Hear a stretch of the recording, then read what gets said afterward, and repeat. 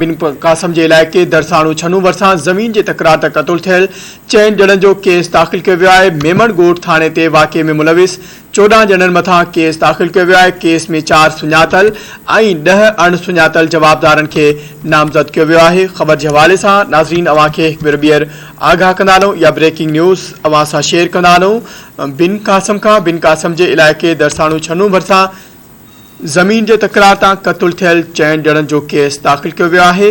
मेमण ॻोठ थाणे ते वाक़े में मुलविस 14 ॼणनि मथां केस दाख़िल कयो वियो आहे। केस में 4 सुञातल ऐं 10 अणसुञातल जवाबदारनि खे नामज़द कयो वियो आहे।